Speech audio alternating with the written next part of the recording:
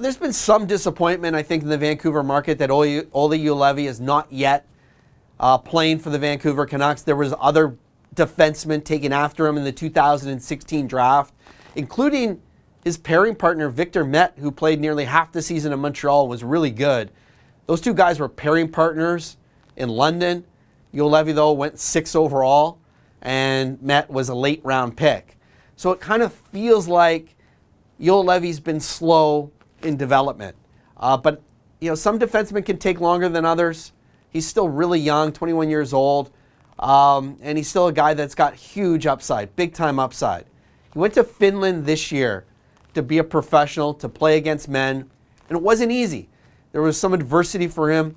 Middle of the year, he was a healthy scratch, but by the end of this season, he was his team's best defenseman. And it's something that Sammy Salo points out, or will point out in the story, when he says, he's ready.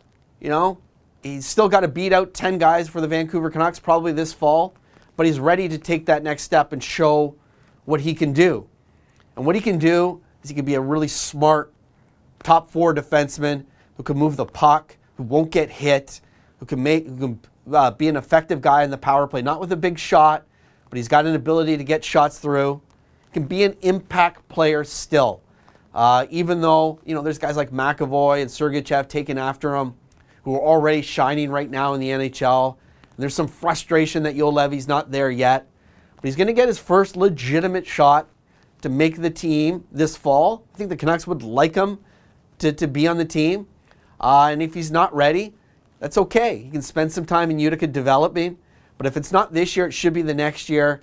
We're getting to that point where he's going to be ready to be a top 4 guy for the Vancouver Canucks and the type of defenseman that they need in this lineup, a modern, offensive-minded defenseman who can help generate offense by getting the puck from behind the net to his forwards and being a guy who's great at the outlet pass.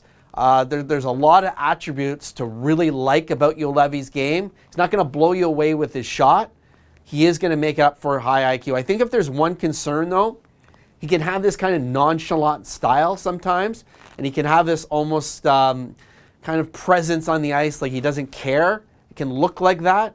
So I think body language is going to be big for him, and how, that relationship, which is going to be hugely important between him and Travis Green, how Green responds sometimes to that body language is going to be another key, because you want him to you want the coach to have faith in him, and you're going to need the coach to have faith in him for him to have a big role.